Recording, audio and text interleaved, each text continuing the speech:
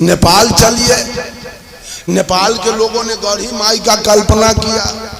5 बरस पर उसकी पूजा होती है और 2 लाख परा काटा जाता है वहां गढ़ी माई के निकल। कहीं कोई भगवान, कहीं कोई भगवान। कौन कल्पना किया? जो साकट है उसका भगवान साकट है, जो वैष्णव है उसका भगवान वैष्णव है। जो साकट है मांसाहारी वो काली दुर्गा के निकट काट देता है गाय भेड़ बकरा, और जो वैष्णव है वो नहीं काटता है, उसका दुर्गा जी पेड़ा खाते हैं, रसगुल्ला खाते हैं। तो इस सब का मालिक तो मानव है। ये सारा भगवान मानव के द्वारा उद्घाटित है। अगर होता भगवान तो कहना दिया कि सबसे पहले सत्यानाश हमको करना, चूंकि हम कभी माने नहीं। और आज तक लोग कहते हैं कबीरपंथी चाहे रमाशंकर साहेब किसी को मानते नहीं। तो आपके कहने से हम गोबर को भगवान माने, आपके कहने से हम मिट्टी को भगवान माने, आपके कहने से हम पत्थर को भगवान माने, आपके कहने से हम पानी को भगवान माने, आग को भगवान माने, आसमान को भगवान माने। यही मानना है क्या? ये मानना गलत है कि सही? सूरज सूरज है, सूरज को भगवान मानना सही है कि गलत? मिट्टी मिट्टी है, मिट्टी को भगवान मानना सही है कि गलत? पानी पानी है, पानी को भगवान मानना सही है कि गलत? अग्नि अग्नि है, अग्नि को भगवान मानना सही है कि गलत? गलत तो आप करते हो और गलती हमको कहते हो। बिना नाक वाला कह दिया नाक वाला के पूर्ण मियां नाक वाला। वैसे ही दुनिया है, ये दुनिया अपने है नकट्टा, और कबीरपंथी को कहता है पूर्ण मियां नाक वाला। ये देखता है कहीं हमरे हंस देगा, इसलिए पहले हम ही हंस देते। माताओं बहनों होश संभालो। अगर पैसा है तो बेटा को पढ़ाओ, पैसा है तो बेटी को पढ़ाओ। इन पंडित के चक्कर में पढ़कर सारा जीवन कमाई धमाई सब खत्म कर दिया, अब मिला कुछ नहीं। हम पूछते हैं, एक महिला खड़ी है तालाब में सूप लेके, छठी माई को अर्घ दे रही है और कह रही है कि हे छठी माई, मेरा परिवार सब सुरक्षित रहेगा, जान माल हमारा सुरक्षित रहेगा, कोई बीमारी हमारी, कोई दुख दर्द मेरे घर में नहीं होगा। छठी माई अगला साल एक सूप हम और बढ़ा दें। अब उसी के बगल में डॉक्टर की पत्नी सूप लेके खड़ी है, वो कह रही है हे छठी माई, ये दुनिया के मलेरिया बुखार हो जाए, दुनिया के पेट फुल्ली पकड़ लेबे, जो हमारा पति के डॉक्टरी चलत रहे के चाहिए, तो अगला साल 2 गो सूप बढ़ा दे।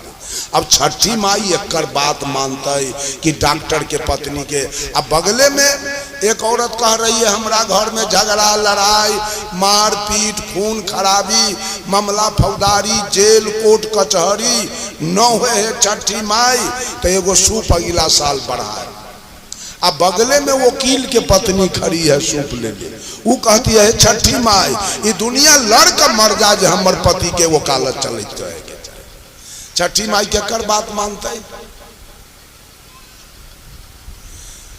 गाड़ी वाला कह रहा है विश्वकर्मा जी, अंतरात्मा से मैंने आपकी पूजा की है, मेरे ऊपर ध्यान रखना और समय में कुसमय में मेरी गाड़ी एक्सीडेंट न करे, मेरे गाड़ी में कोई भगठा न हो, मैं अगले साल भी आपका पूजा करूंगा। और उधर गैरेज वाला विश्वकर्मा जी का पूजा किया, वो कहता है विश्वकर्मा जी, तन मन धन से आपका पूजा किया, सबके गाड़ी उल्टा देना और सबके गाड़ी भगट जाए, हमर गैरेज चले रहेगा। क्या बात मानेगा विश्वकर्मा जी? ये सब पंडित के गुलाम, झूठा के गुलाम बन के और सब रुपया बर्बाद करने में लगा। वो क्या राय देगा महिला सबके? कहेगा जजमानी छठ करे के चाहिए, जितिया करे के चाहिए, तीज करे के चाहिए, करवा चौथ माने झूठ वादा कि करवा चौथ करब तीज, तो अपने के पति के आयु बढ़ जाए। जितना इस सृष्टि में पति आया पत्नी सब मर गया कि है ये है, और जो है सो मरेगा कि रहबे करेगा। केवल झूठ जितिया करवाया बेटा के लिए, और जितना बेटा हुआ, हम लोग भी बेटा है किसी के, मरेंगे कि रहेंगे? मेरी माँ रहेगी कि मरेगी? सबको मर जाना है। अब मौत में आप जितिया से केवाड़ी लगाते हैं कि मौत को बंद कर देंगे। करवा चौथ करके, कर्मा धर्मा करके, तीज करके मौत में आप केवाड़ी लगाना चाहते हैं। ये सारा गलत काम, झूठ काम, ये पंडित आपसे कर, और आप करते जा रहे हैं, रुपया को खर्च करते जा रहे हैं।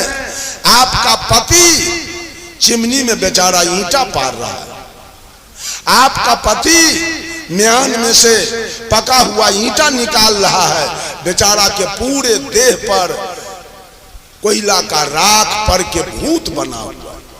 आप घरे बैठल एगो मैक मंगवा ले ली, जाग जागा महादेव। अब मर्दाबा के उन्हें प्याज गिरैया मद्रास, आ जनाना इन्हें जागा जागा महादेव कह दे। यही सब तमाशा चल रहा है। बेचारा बोरा ढोते ढोते उसका पति बेचैन है, आई मलार गा रही है, जागा जागा महादेव। बंधुओं, विचार कीजिए, साहेब कबीर रात रात भर कपड़ा बुनते थे, मोहम्मद साहब बकरी चराते थे, ईसा मसीह भेड़ी चराते थे, भगवान कृष्ण गाय चराते थे, विश्वकर्मा जी लकड़ी लोहा का काम करते थे, रविदास जी जूता टांकते थे, और सुपच भगत सूप डगरा बीनते थे। अगर सुख से जीना है और सुख जीवन में पाना है तो काम करना होगा, मेहनत करनी होगी, उपलब्धि करनी होगी, आमदनी करना होगा, तब आपका जीवन सुखमय बनेगा। लेकिन ये चाहिएगा झाल बजा के आ चर्चा करके मेरे जीवन में सुख आ जाए, ये कतई संभव नहीं। हम तो कहते हैं सदगुरु कबीर के चर्चा करके कितने कबीर पंथी भजन गाते गाते बुढ़ा के मर गए, अब बेचारे के जीवन में कोई सुख नहीं आया। मरे हैं ना ऐसे लोग, सुख नहीं आया। बंधुओं, अगर सुख पाना है तो सब लोग मेहनत कीजिए, सब लोग मेहनत कीजिए, धन कमाइए, परिश्रम कीजिए।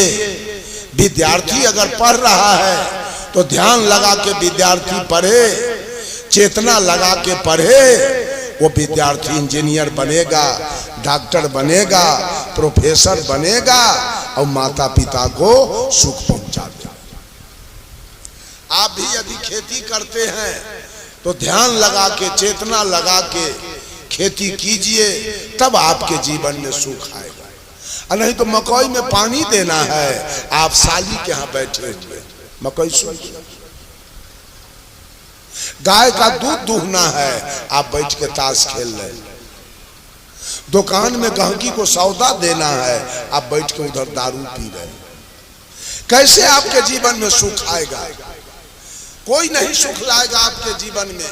अगर भगवान को सुख देना होता तो पूरे पूरे दिघाउन गांव के बेटा बेटी को एक समान जमीन भगवान दे देते, एक समान बेटा बेटी देते, एक समान जमीन देते, एक समान गाय भैंसी देते, महल मकान देते, एक समान सबका रूप रंग भी देते।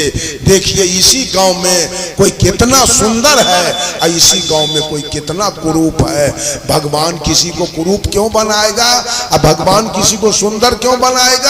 वो भी आपके कर्म का परिणाम, वो भी जीव के कर्म का परिणाम है कि अपना कर्म से कोई सुंदर चेहरा पाया है और अपने कर्म से कोई कुरूप चेहरा पाया है। अपने कर्म से कोई राष्ट्रपति के यहाँ जन्म लिया है, अपने कर्म से कोई सदा और कोई माझी के घर में जाके जन्म लिया है। जिसका घर का टाटी भी ठीक नहीं है उस घर में जाके जन्म। अपने कर्म का परिणाम, किसी गांव में 2 घर और किसी गांव में 3 घर नौवा हजाम होता है। 2-3 घर से बेसी रहता है गांव पीछा, यही रहता है। लेकिन देखा जाए अपने कर्म का परिणाम था माननीय कर्पूरी ठाकुर जी का, तो बिहार का 3-3 बार मुख्यमंत्री बने थे। दुघड़बा होके बिहार के 3-3 बार मुख्यमंत्री अपने कर्म के परिणाम से, अपने कर्म के परिणाम से। आपका बेटा इंजीनियर डॉक्टर हुआ है और किसी का बेटा भीख मांग रहा है, भैंसी चला रहा है, चोरी कर रहा है, घूसखोरी कर रहा है। एक एक आपके कर्म के परिणाम से आपका दूल्हा जवानी में मर गया, आपका बेटा मरा है जवानी में, आपकी गाय मरी है, आपकी भैंस मर गई है, आपका जमीन बिक गया है, आपका घर तक बिक गया। आपके जीवन में जो भी बीमारी आई है वो भी आपके कर्म का परिणाम है। भगवान बीमारी का दुकान खोला है, किसी के यहाँ टीबी भेजता है, किसी के यहाँ दम्मा, किसी के यहाँ कैंसर, किसी के यहाँ डायबिटीज। वो आपके कर्म, आपके कर्म से, आपके कर्म के परिणाम से कैंसर आपके यहाँ आया और आपके कर्म के परिणाम से एड्स का बीमारी आपके घर आया। हर एक बात आपके कर्म का परिणाम है। भगवान क्यों किसी को सुख देगा और भगवान क्यों किसी को दुख देगा? लेकिन आज भगवानवादी बनने वाले सब लोग हैं, लेकिन कर्म सुधार करने वाले एक भी व्यक्ति दिखाई नहीं दे रहे। जो हम कर्म का अपना सुधार करें, और जब तक कर्म नहीं सुधरेगा आप रहिएगा मंदिर में और जवान बेटा दूरा पर मरल रहेगा। जाइए पूजा करते रहिए, क्योंकि कर्म खराब है तो वो तो भोगना पड़ेगा। कर्म खराब है तो परिणाम भोगना पड़ेगा, वो कोई बांट नहीं लेगा। सब लोग इसी ढंग से चल रहे हैं। अब मंदिर मस्जिद का दौर लगा रहे हैं, अब भगवान से सुख शांति मिल रहे हैं, मांग रहे हैं, और कहीं सुख शांति आ नहीं रहा, कहीं नहीं आ रहा है। और जो अपने से कर्म कर रहा है उसके यहाँ सुख आ रहा है।